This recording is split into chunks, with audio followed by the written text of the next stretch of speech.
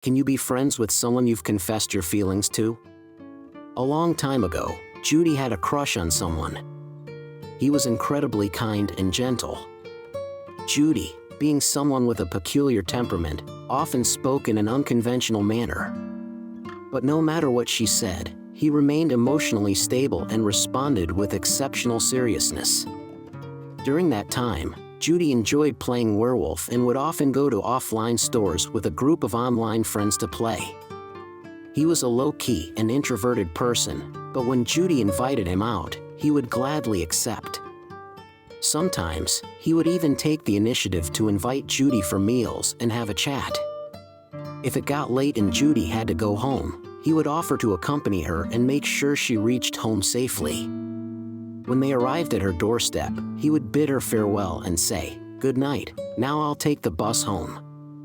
Every time he visited Judy, he would take the bus to come and go, except for the part when he accompanied her home, where he would make it more convenient for her by suggesting taking a taxi. This small detail touched Judy deeply. He treated her better than he treated himself, to the extent that she thought he liked her. However, after confessing her feelings, he clarified that he only saw Judy as a good friend. Judy accepted it, considering him a wonderful person, except for the fact that he didn't reciprocate her feelings. Judy couldn't hold it against him. Later on, Judy went through many experiences and developed feelings for someone else. Unfortunately, this time she encountered a toxic person. The days during their breakup were the darkest for Judy.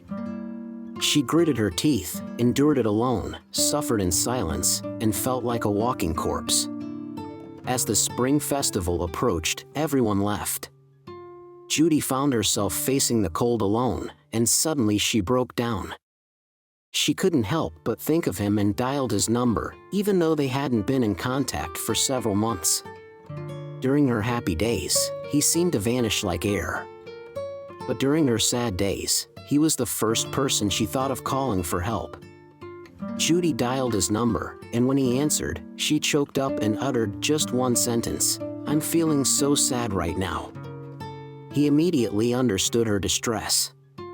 Without asking many questions or hesitating, he replied, "Where are you? I'll come by car to see you." Even though he had been playing an online game when he answered the call, he dropped everything and rushed to her side. He lived over 50 minutes away by car, and it was a winter night around 8 p.m. Judy remained on the phone and simply said, "I'm feeling so sad right now." He made the journey despite the distance and fatigue, determined to be there for her. Knowing that someone was coming to see her, Judy summoned the strength to pick herself up. She got out of bed, washed her hair, and changed into clean clothes. He sent her a message to let her know he had arrived, and when Judy went downstairs, her hair was still damp. She took him to a nearby cafe, and they sat down. They both ordered a glass of juice, and when the waiter was about to leave, he asked, "You haven't eaten, have you?" Judy replied, "No, I'm not hungry." However, he insisted on ordering a fruit salad for her. In reality, Judy hadn't eaten anything for 2 days, but with his caring gaze, she managed to slowly eat that salad. She wasn't happy, and her hand holding the fork trembled. She worried that he would ask her what had happened and start lecturing her. At that moment, she didn't need any words of reasoning. She understood all the reasoning in the world, but it became ineffective in the face of sorrow. Meanwhile, he sat across from Judy, chatting with her about pleasant things, sharing the plot lines from his favorite animated series. Judy knew he didn't ask because he didn't care or wasn't curious. He was simply being cautious, not wanting to touch her painful spots. It was as if he knew nothing yet understood everything. Seeing his relaxed expression, the dark clouds in Judy's heart slowly began to dissipate. Because even in the darkest of times, there was still someone in the world who would steadfastly stand by her side. The truth is, when one is truly heartbroken, what they fear the most is apparent concern and intrusive questions. Judy didn't want anyone to witness her disheveled and tearful state.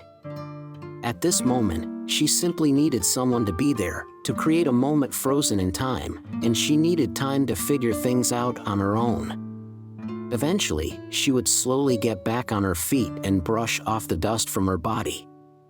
The best comfort was when nothing needed to be said, when no questions were asked, when it appeared as if nothing had happened. Just silently accompanying her, having a chat. The best kind of friend was someone who went about their own business most of the time but dropped everything to come to your side when you needed them, no matter the distance. This love that Judy didn't receive turned into a friendship that would warm her for a lifetime. The person she once loved drifted apart, stopped loving her, and eventually forgot about her. But he would always be her good friend. Eventually, he immigrated to Australia. Although they rarely stayed in touch, Judy genuinely wished him everlasting happiness.